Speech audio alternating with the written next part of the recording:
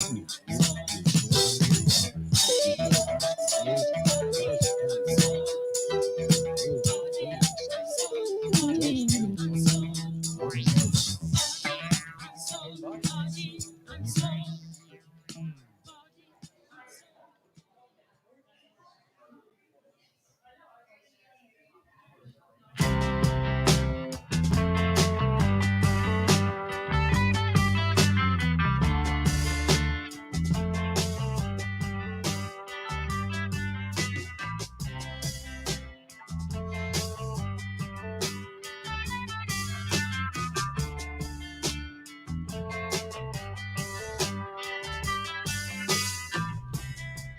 the sinking spell caught a tiny heel, pinned a notice to posts, and then crawled in my mouth. There is a feeling I love buried in my brow. I have no reason to run. I see no reason. Are you with me now?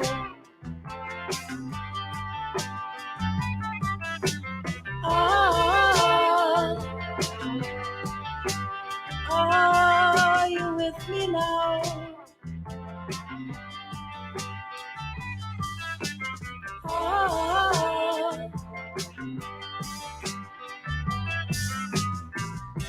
It's not impossible.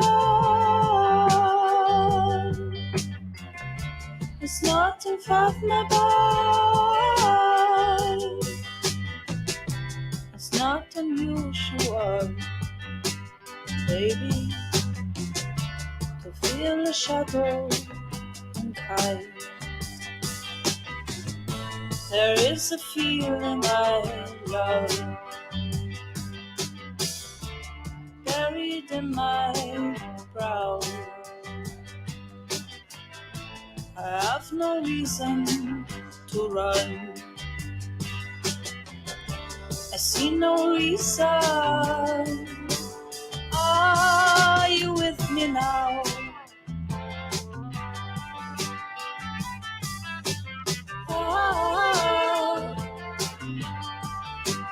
Are you with me now?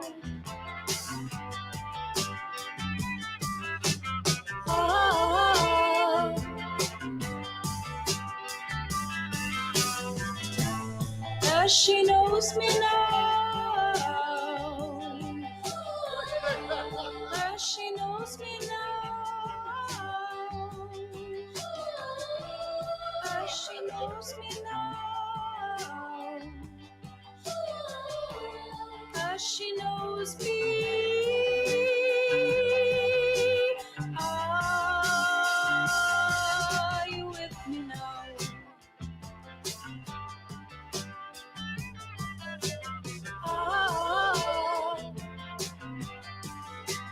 Are you with me now?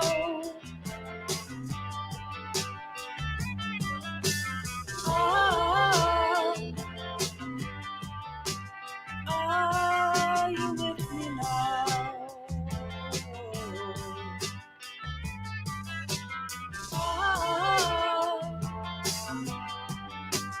Are you with me now?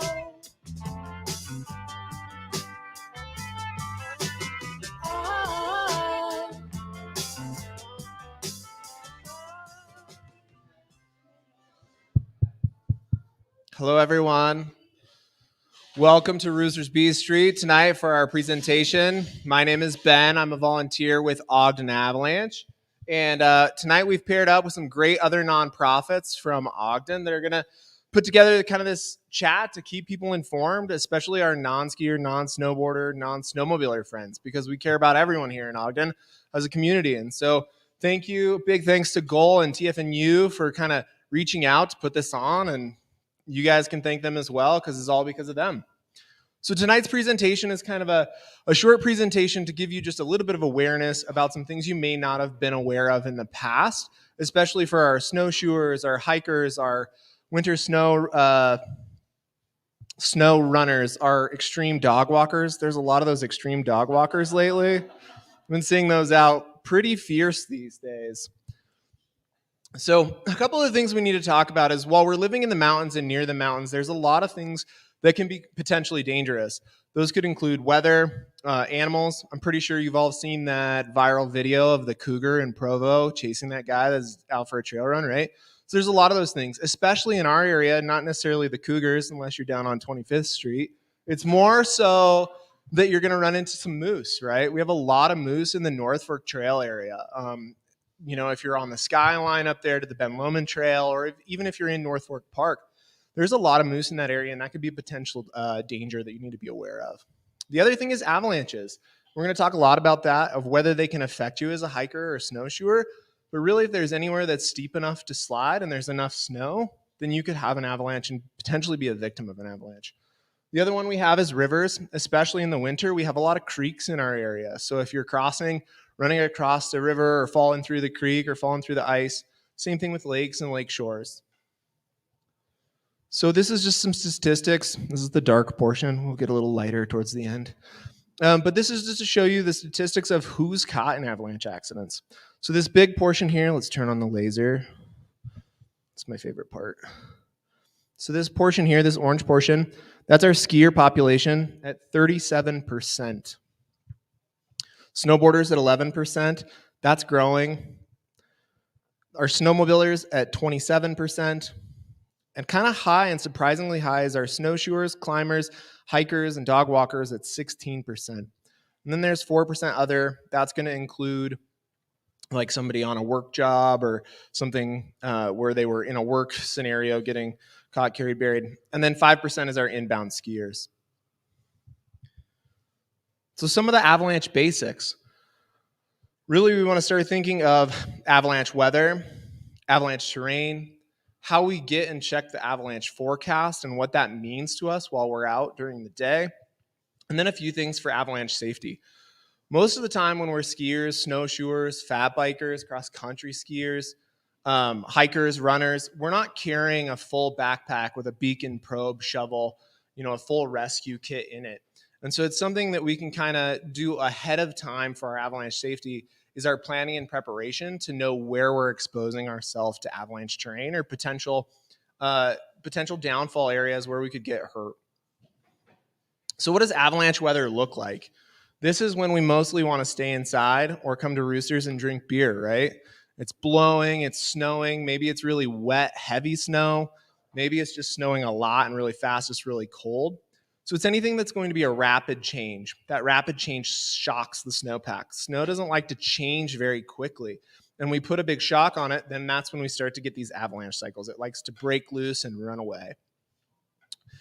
So anytime we have this new snow, we have a heavy rain event, kind of like this last few weeks. It got like really warm there for a bit, and we've gone high and dry. And we had a little few storms in between. And then anytime we have a big sun event, rapid warming or rapid temperature warming. So kind of what we're doing is we're tracking the weather conditions because weather is this driving force that creates avalanche potential in the snowpack. So it's not only just when we get new snow, but it can be what happens with those storms when we get wind or sun or temperature. Anyone familiar with a process that happens when we have like a high pressure system?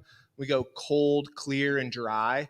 You may have heard it on the news. It's something that happened earlier this year. We got a bunch of snow early and it sat on the ground and then it got really cold. It's a process they call faceting.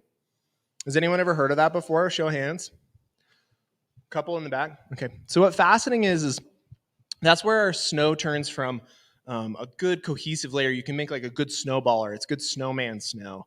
So then it turns into kind of this sugar or rock salt snow, and it won't stay together, and it's really weak. You try and pick it up and put it into a snowball, and it'll just crumble away. So when we have that faceted snow, and then we put one of these big loads on top of it, whether it's a big load from the wind blowing it on, a big load from some rain or really heavy snow, or even just a big snowstorm, then we have that weak layer with a big heavy layer on top, and that's when we get avalanches. So a couple of the red flags. If you're out on a run, jog, snowshoe, any of these red flags would be a great idea to turn around and go home or come here and get a beer and then live to run or cross country ski, snowshoe another day. So some of these are recent avalanches. The best indicator that we're in an avalanche cycle is that we're seeing avalanches, whether that's naturally or skier triggered. You can see these, they kind of look like a big streak coming down the mountain. So if you're at the trailhead and you're seeing that, maybe stick to some of the groomed trails or some of the flatter areas. Go to the meadows. Strong winds and heavy transport. This is a huge one in Ogden. In Ogden, we're all familiar with that just ever present blowing of cold, crisp air, especially if you're in the Snow Basin or Powder Mountain area. It just blows all the time. North Fork Park, tons and tons and tons of wind. And then anytime we have heavy precipitation, we measure this in snow water equivalents, which is a really fancy word to say about an inch worth of water. So when we have an inch of water in snow water equivalents, whether that's 6 inches of snow or 20 inches of snow, that's usually a good indicator that we're going to start to see avalanche activity. So other red flags is if we see cracking, collapsing, or womping. This womping is what's happening is if you're walking along the snow in your snowshoes or even hiking, sometimes you'll feel this settling. What that is if you're in a flat area, that's actually an avalanche that would happen. There's just not enough slope or gradient for the friction, gravity to overcome the friction that's holding that snow on. But what that is that's a weak layer failing with that weight and your trigger. So we have to be a little bit careful. If we see any of that cracking, collapsing, or womping, that's a great sign to say, go home for the day. That's the snow talking to you and telling you, get out of the mountains. Another one is a rapid thaw. This happens every spring in Utah, especially on our solar aspects, our south aspects. We get a lot of solar radiation that just starts beating down, especially on Ben Lomond, or if you're in the North Fork Divide area. We get a lot of solar radiation, and this rapid thawing can cause water to kind of trickle down through the snowpack, and then we can get an avalanche cycle that way as well. And then another one we talk a lot about, and this is something we talk a lot about in the beginning of the year each year, is a persistent weak layer. They're really struggling with this down in the central Wasatch. And this is where that snow came in early in October, sat there, and then we went cold, clear, and dry, and we drove that faceting process or that weakening of the snow. So the snow started to get really, really weak, and now we've just continued to stack more snow on top. And so that layer will become reactive throughout. So when we're talking about avalanche terrain, what does that mean? Anyone have any idea of what avalanche terrain is? Bueller? Slope? Oh, Eric can read. Hooked on Pahonics, right? So it's an avalanche terrain is a place on or near a mountain slope where avalanches can occur under the right conditions or circumstances. Simply put, avalanche terrain is terrain that is steep enough to slide. So what does that look like? We measure that in slope angle. So anything that's 60 or 45, from 45 to 60 degrees in steepness, it's usually too steep for snow to accumulate to get this big slab. It's going to constantly naturally cycle through, and we're not going to get these big avalanches. Most of us that are recreating in this category aren't hiking, snowshoeing, or cross-country skiing in those areas. Although we do see some extreme dog walkers in this category for sure. When Fido's got on the sniff path, and he's thanks, Brandon. Womp, womp, womp. No, but we were on the shoulder of Ben Lomond this last year, and here comes somebody in a set of snowshoes hiking with their dog, and they were just going straight up the face of Ben Lomond from the south side, the North Ogden side. And I was very impressed, number one, at the fitness of this individual, but number two, at just the tenacity to do this in snowshoes, just straight up the side. We started talking to him, just being an educator in the avalanche field as well, talking to him about the solar aspects. It was a really warm day. And I started to say, hey, maybe use some caution coming down there. If you're starting to see that you're post holing or falling in, maybe it's time to get off that slope a little faster. Yeah, this man had no idea that he was in avalanche terrain or that it was even a concern. He thought that we hadn't seen anyone, that the report was low, and so there was no issues. So another one is when we're 0 degrees to 30 degrees. This is rare. It's too shallow of a slope. It's just not steep enough. Gravity can't overcome the friction at this point. And then 30 to 45 degrees, this is the most common. So usually when we're recreating, we're not, unless we're skiing or snowboarding, we're not in this terrain. But when we're hiking, snowshoeing, fat biking, we can be surrounded by this terrain quite easily. A great example of this would be some of the Malin Peak area, Taylor's Canyon. We'll show a picture here, Wheeler Creek with some topo map. Wheeler Canyon, that road, the steep slopes off to each side, that's definitely avalanche terrain. So something to consider there. So here we have the avalanche triangle. This is what we use in the avalanche world to kind of say what we control and what we can't. So there's these different sides of it. We have avalanche terrain, an avalanche trigger, and unstable snow. Which side of this triangle do you think that we as recreationalists can control? Anybody? The trigger? Okay, good answer. Anybody else? Terrain. Yeah, excellent. So the trigger usually we control if that is us, right? However, if we're in a really large storm cycle, maybe we have a natural trigger. Maybe the snow is just blowing enough snow that at a certain point the snow can no longer hold on and naturally decides to avalanche.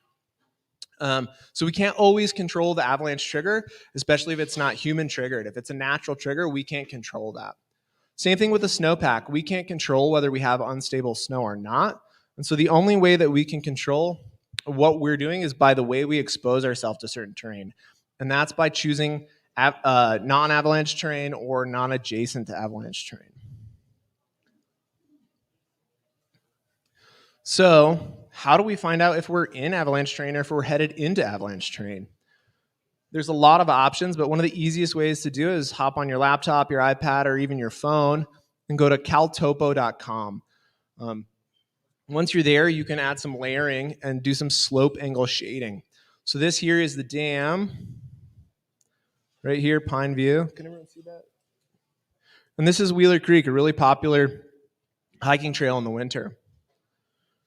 If we look up here, this is our scale. So all these different colors of slope indicate a different slope angle. So as we start to get into our orange and red, that's our 30 to our 45, and that's our primetime avalanche terrain. And so now if you look at both of these slopes, the road being right down here in the middle, do you think you're exposed to avalanche terrain when you're in Wheeler Creek? Yeah, and lots of it. Pretty much the whole road until you start to come around the corner here. Even going up Coldwater Canyon or Icebox, you're still going to have more, right? So it's something to consider when you're going for that winter hike or that winter jog.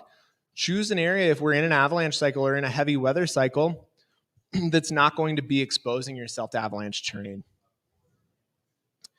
A great way to find out whether we're in an avalanche cycle or what the avalanche danger is go to utahavalanchecenter.org, select our area, and it's going to have this compass rose here that's going to be color-coded.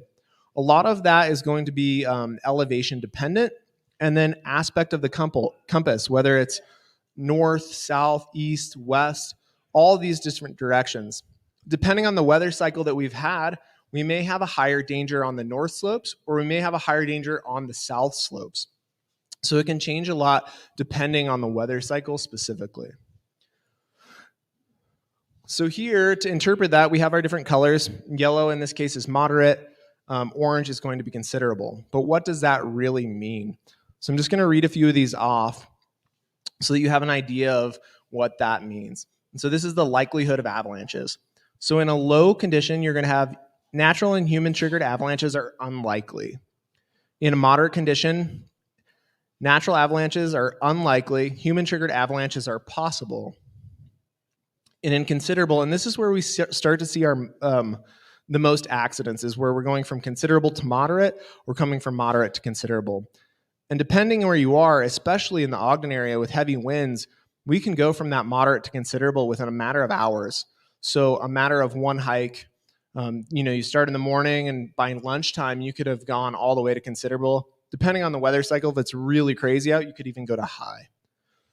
So for considerable, that's natural avalanches are possible, and human-triggered avalanches are likely. So if you're going for a run and it's a considerable danger day in Wheeler Creek, are you going to go if you know that it's likely that you are going to trigger an avalanche? Probably not, right? But so many people don't know, and it's really easy to check. It only takes a couple minutes. You hop online and figure out what the danger is for the day, and you can just be a little more informed, and that maybe guides your choices of where you go. Maybe go run the trail system that's by the River Parkway or somewhere else. Choose different terrain. Terrain is our only choice, and terrain is hazard management. And then this is just another one that a lot of people don't really think of is what to carry with you. So most people don't carry very much when they go running, biking, snowshoeing, hiking in the winter. They maybe have a layer, a couple of snacks, and a water bottle. But something to consider is if you have a backpack, I'd highly recommend you throw a little emergency blanket or a small bivy bag in case you hurt yourself. Maybe you break a snowshoe, and if anyone's ever hiked pretty far back on snowshoes and broken one, getting out can be really, really tough if you don't have a way to fix it. Post holing for miles is very, very difficult, and you'll wear yourself out really quick. So a bivy bag or emergency blanket, obviously we all carry these anyway, but a cell phone down here at the bottom, that's going to be your number one. Just call search and rescue and let them come get you. Suck up your pride. Don't lose your toes. Gets cold really fast at night, especially when you're in a windbreaker or like shorts. Eric's always in shorts up on North Ogden Divide. Shorts and gaiters. It's my favorite. I've seen it twice now. He comes by, we're skinning and we're getting passed on the up track, and there he is in his shoes, gaiters, and short shorts. So yeah, but it's something, if he had a bivy, he might make it. Something else to consider is a lighter and a fire starter. They're very light, they hardly weigh anything, but it could be the difference between keeping you alive at night if you have to spend the night out and not. That's probably the most important one that you're going to bring besides a cell phone is bring a lighter and a fire starter. That's a great idea to have in your pack. It doesn't weigh anything. So the other option is a way to self-rescue. Have a plan in case something goes bad of what direction or how you're going to get out of there. Most people are not going to be carrying a beacon, probe, and shovel in this. And so knowledge of where to be when is going to be your best tool. So here's just an idea of a couple of the local trails that have avalanche terrain and could expose you to avalanche terrain. Indian Trail, pretty much the whole thing. Once you're actually on the trail in the canyon, pretty much the whole thing is going to expose you to avalanche terrain. Another one is Malin's Peak, Taylor's Canyon, Lewis Peak for sure. Lots of avalanche terrain up there. The North Ogden Divide, lots of avalanche terrain up there. The Skyline, Icebox, Wheeler, Coldwater, the Green Acres area in Snow Basin. Lots of these areas we don't think about as just normal summer hiking trails that have avalanche terrain. Could be quite dangerous in the right cycle. This is rare because, I don't want to say the word global warming, but we don't get snow like we used to in the benches, right? We're seeing... Boo. We don't see snow like we used to in the benches anymore. We're seeing more and more that snow is even receding, even at the higher elevations. So we're not seeing, right now, if you're looking right out the windows here, the shoreline doesn't have any snow. So what's our avalanche danger if there's no snow? Pretty low, right? We don't really have an issue. But earlier in December when we had a lot, or if anyone remembers our Thanksgiving storm of like 2017, I believe, maybe 2018, we got like 50 something inches in a matter of 12 hours in the Ogden area. And so that can be really, really dangerous when we get that much snow that fast. And one of the last things I want to talk about is the human factors. And these are what guide our choices and decisions. And it's these human traps that we fall into, rationalizing, or these traps we kind of catch ourselves in. So one of those, a great example is, I have in here, we all make choices. Please make sure that your choices are intentional. So if you're going to expose yourself to avalanche terrain, that you're doing it intentionally, not unknowingly. So it can't happen to me because I'm just on the trails. I'm not up on the mountains. Anytime you're adjacent to a slope or on a slope that's steep enough to slide, you could be caught and carried in an avalanche if there's snow. I'm only going for a jog. It's not going to be that big of a deal. I'm only on a groomed trail. I'm on a flat trail, but is that flat trail adjacent? For example, Wheeler Creek, right? It's a flat road the whole time, but you're exposed to that terrain from the whole side. So just something to keep in mind. And then a trap that we all fall into is this familiarity. And it's like, I've been there before. It wasn't that scary. It's totally fine. But conditions can change rapidly. And then we can end up getting ourselves in trouble based on this familiarity of like, oh, it's not a problem. I go there all the time. And just a replay of the statistics. That 16% is this category that we're talking to right now. Our hikers, our runners, our fat bikers, our climbers, our snowshoers. So it is possible. I'd like to open it up to question and answers for anyone that has any question and answers. If not, we're going to do a little bit of a fireside. Does anyone have any questions? Wow, I did really good. Yeah, you did good. Not a single question. Not one. Not online either, but they can still comment and we can see them. So if they'd like to comment, we can answer. Do you have like the Jeopardy? Like, doo-doo? I don't. Yeah, I need that. No, I have fun stuff, but I don't have that. Or TikTok. Yeah, no, what's... Yeah, not that one. Not that one.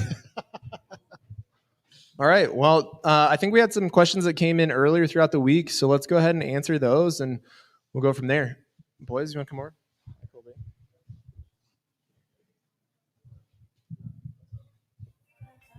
All right, here we go. Beers. Beer break.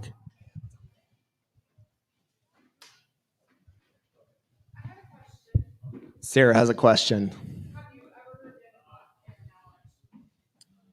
The question is, have I ever been caught in an avalanche?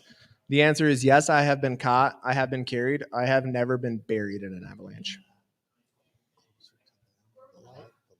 That was in the Willard Peak area. Kind of just a little further past where Cutler Ridge would be if you're in the North Fork Park area. I was split boarding. Awesome. Oh, wow. Here we go. Feels more appropriate just turning that way. Oh, you guys have mics. Yeah. Let it rip. Here you go.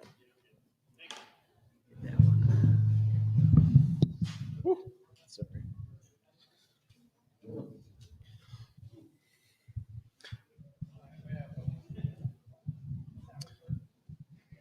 All right. Well, we've got a couple questions that have come in, and you touched on this, but just to recap, what's the simplest way to check the avalanche forecast for the area that I'm recreating in? So the easiest way to do that is go to utahavalanchecenter.org. And from there, you can pull up your area, whether it's going to be the Ogden or the Northern Wasatch, the Central Wasatch, the Provo area. That's the easiest way to do that. They're also going to put out a report, and it's going to tell you where you can find specific avalanche problems for the day. So reading through that short report will tell you what to do. Great. So that's utahavalanchecenter.org. Correct. Yeah, I got that here. Perfect. Great reporting every day.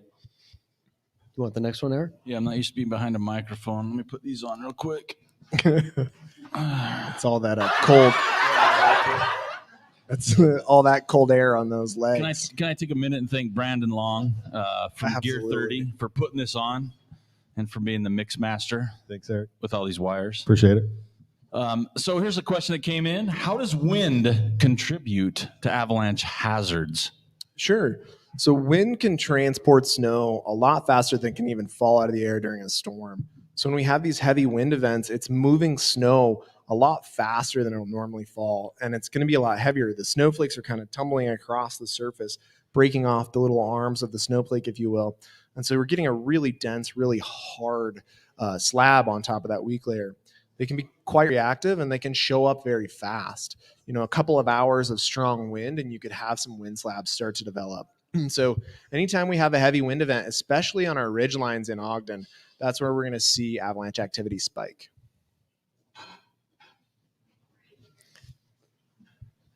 Okay.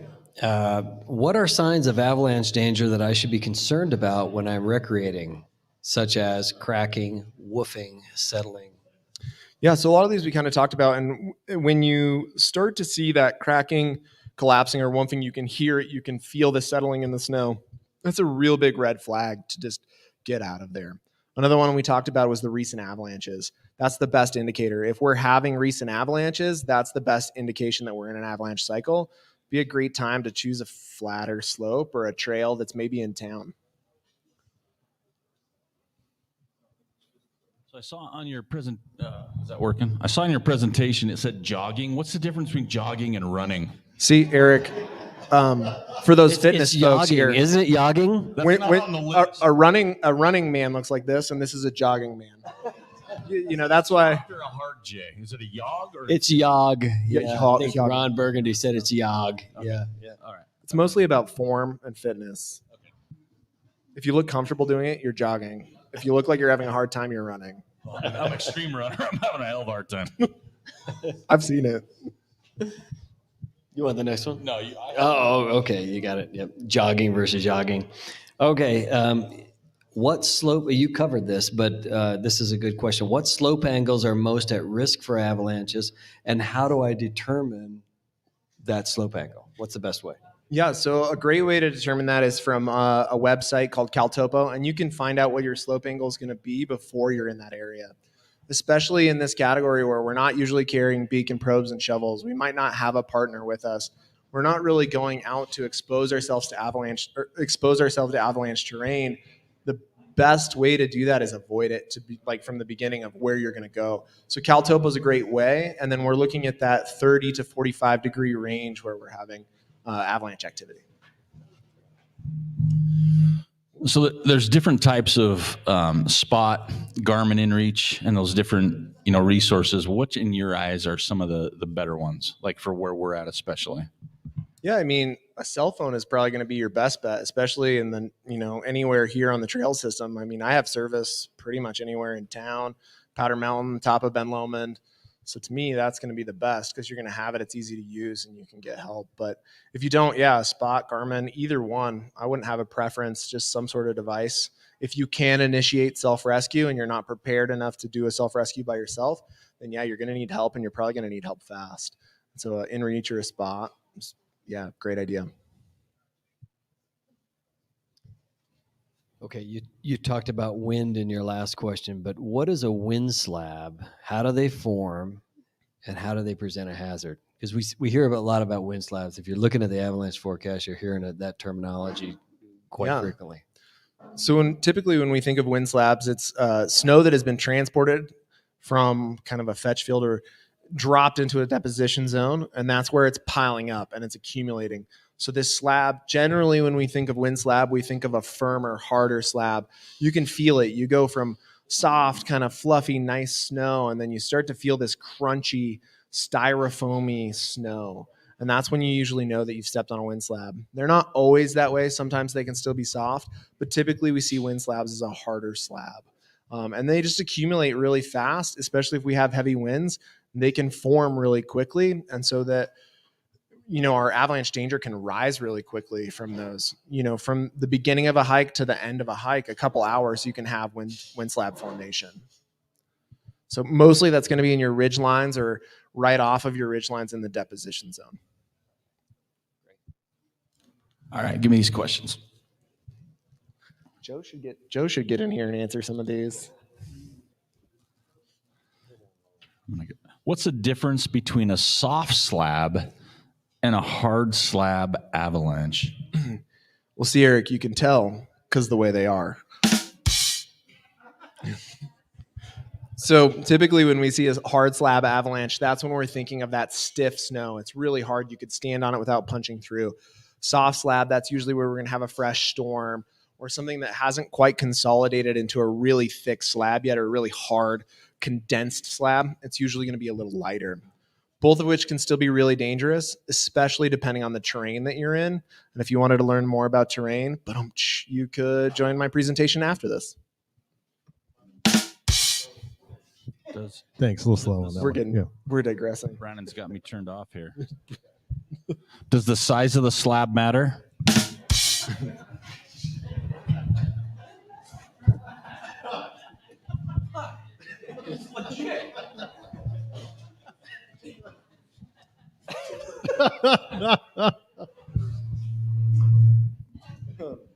Yes. the deeper the slab, potentially the more dangerous.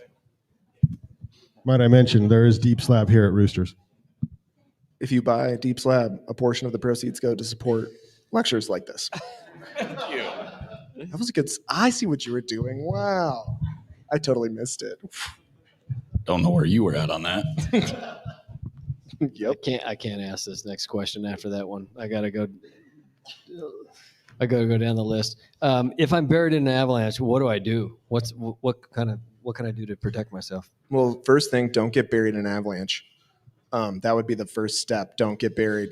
But if you are caught and carried, do everything you can. Fight like hell to try and get off. Grab trees, grab anything that you can see. Swim, try and stay on top. Really, the best thing you can do is if you're caught and carried, try to stay on top and try not to get buried. Avalanches are extremely violent, so it sounds easy, like, oh, just swim through it like it's a rapid river, but you're going to go for a ride and it's going to be extremely violent. In our area, especially if you're in the bench in the lower terrain, there's a lot of scrub oak, there's a lot of rock. Most likely, if you go for a ride in an avalanche, you're going to suffer some pretty severe trauma. And so really the answer to that question is don't get caught in an avalanche. If you are, fight hard. I think with that, I think a lot of us here, people in the area, you don't think avalanche, right? I mean, you think more extreme sports up high in the mountains. The seriousness, I mean, we're having fun. The seriousness is very real. If you had to talk to people that aren't in the high, the severe avalanche areas, the ski resorts, backcountry, things like that. I mean, besides a slideshow, with your experience, what types of things do you need to look out for? The comfort level, wheelers. I mean, you see the signs, wheelers, tailors, the places we all go, right? And you kind of look at it going, nah, that's not going to happen to me. What do you say to that? Yeah, I mean, it wasn't too long ago, back in the 90s, I believe, we had an avalanche fatality just right behind Weber State University on the exercise trail. So we had a big cycle. There was, I believe, a snowshoer caught, carried, fully buried, and killed. And so it can happen. It's rare these days. Like I said, we don't get snow like we used to. But even just 3 years ago, I live at the mouth of Weber Canyon. I was teaching an avalanche education. We were in a huge cycle, went to the Red Rose, full Red Rose. And the shoreline by my house, which I jog on or I walk on it, let's be honest, with my dog. It's not even extreme dog walking. It's slow dog walking. Jog? It's jog. I think it's jog. Side I profile? breathe like it's jogging, but it's walking. But yeah, there was an avalanche that came down and hit the trail that I'm on often. Later that year, we went up and looked at it and even was big enough to remove some scrub oak. And so there was a pile of scrub oak debris. And so this was mostly a huge wind event that we had. By the mouth of Weber Canyon, so we get a ton of wind there as well. But it went naturally, and it was large enough to kill you for sure. So it does happen. I mean, even as recent as 3 years ago, there was natural activity. Oh, that's a perfect segment into this next question. During a low snow year, and we talked earlier about looking out the window and you can see there's not a lot of snow on the foothills, but during a low snow year, is there still as much danger? Yeah, and if you're in these areas where there isn't any snow, you're not really in any avalanche danger. It's when you start to push into those other areas. The higher you go, where you're exposed to really, really big terrain above you, then you could potentially be exposed for a natural avalanche, but the likelihood would be quite rare. I mean, you'd win the lottery, but not the good one. I think recently a lot of us have seen video of, and I believe it's Colorado, a dog getting buried in an avalanche. I think that brings a good example. If you are with somebody or near somebody that gets caught in an avalanche, what's the protocol? What do you do right away? The first thing you could try and do is make sure that you don't get caught as well. If we can minimize the amount of victims, that's the best likelihood that we can have the most amount of rescuers possible. So keep yourself safe. Once you are safe, try and get eyes on them, try and see their last location. But if you don't have avalanche rescue gear, really it's just up to luck. Even with avalanche rescue gear and even as professionals, we train, you need to be able to locate somebody with your beacon, which we're going to show and demonstrate here in a second.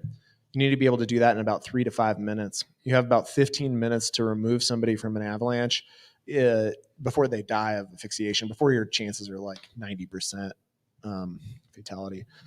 But in this area, again, a large percentage of avalanche fatalities are going to be trauma. So we talked about earlier, if you're caught in an avalanche, it's done, right? I mean, it's kind of like we're stopped. You have some trauma. What do you do at that point? Do you dig a hole around you to breathe? I mean, we've seen all the videos. Do you try and stick your spit to see which direction it goes? I mean, what's the process once you're there and you can calm your nerves? Yeah, I mean, all of those are kind of those wives' tales that we hear about. Once you're caught in an avalanche, that snow's going to pack in so tight. I mean, you're not even going to be able to wiggle your fingers. It's going to pack down through your esophagus and into your airway. So the best thing you can do is, if you can, fight as hard as you can to stay on top and not get buried. But if you are buried, try and be calm and try and just conserve your limited oxygen that you have. But yeah, I mean, again, I'm going to go back to the answer of don't get buried. Well, that's the end of the questions we have from that people have submitted. Are there any questions in the audience here? We've got quite a few people out here. David?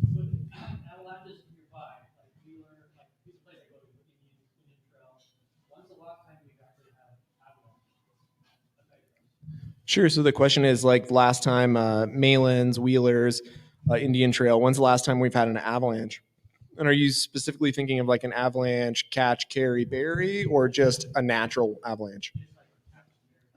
Yeah, I don't have a lot of the statistics on those, but not a lot that I know of. I'd say, again, it's quite rare, but it is a possibility.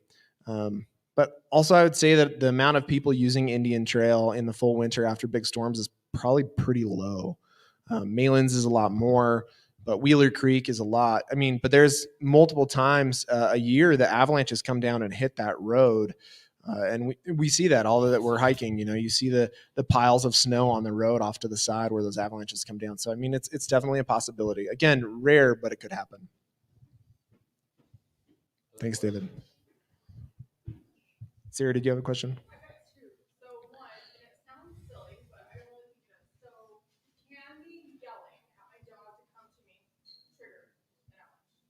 So the question is, can Sarah yelling at her dog to come to her trigger an avalanche? Or person running with her. If Eric is the dog running, any person, not just a certain individual. More so Eric running and the reverberations through the snowpack carrying, that's probably going to cause the avalanche. But in all seriousness, no. Jogging. Most likely no, right? If anything, it would be your dog running across the slope that would trigger the avalanche. But a yelling or loud noises, unless they're coming from like a howitzer, probably not going to cause an avalanche. And then my other question, so a lot of us are like trail users, or we're running, we're hiking, we're biking. At what point in the year, because I know it's not on my radar and it should be, to check the safety levels. At what point in the year, or when should we it's time, or oh, I should really. Yeah, so that was, at what point in the year as a trail user do you start worrying about avalanches? And so really it's when the snow starts to accumulate pretty deep in the benches. It doesn't take a whole lot of snow in the benches if we have a weak layer or something that's formed. It doesn't take a whole lot of snow for a big slope to bury you quite deep, especially if you're in what we're going to talk about tonight, some of these terrain traps or consequence multipliers, gullies, road cuts. This is areas where the snow can't fan out. And so it's going to bury you a lot deeper in those areas because the snow will collect. So, a 2 to 3 inch storm, if we have that avalanche, but it comes from a big face and ends in a creek, could bury you 5, 6, 10 feet deep. And it's dangerous enough. So really, once you start to have enough snow that you're not just in your tennis shoes anymore, or not just in your normal boots, that's when you're starting to worry about that, especially around big storm cycles. Yeah.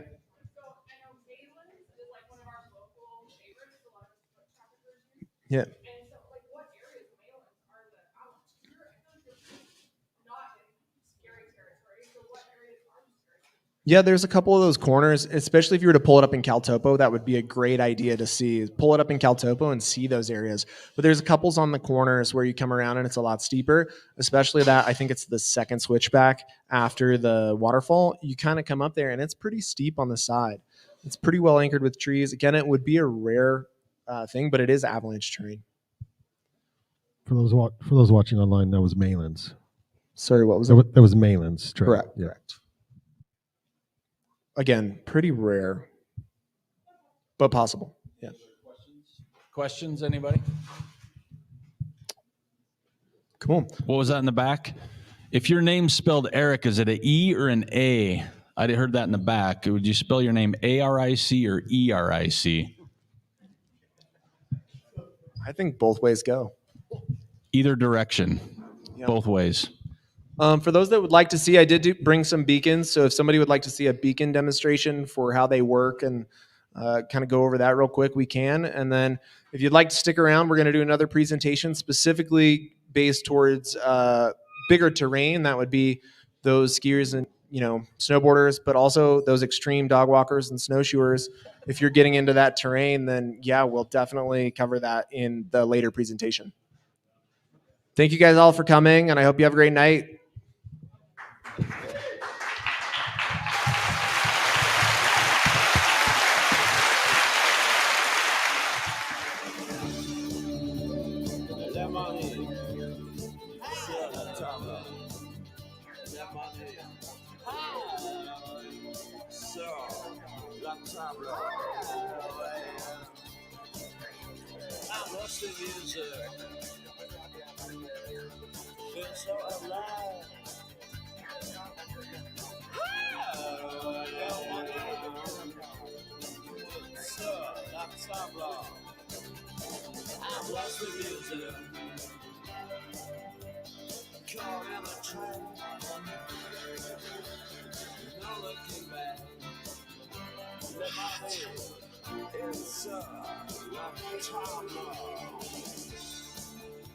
Breakouts,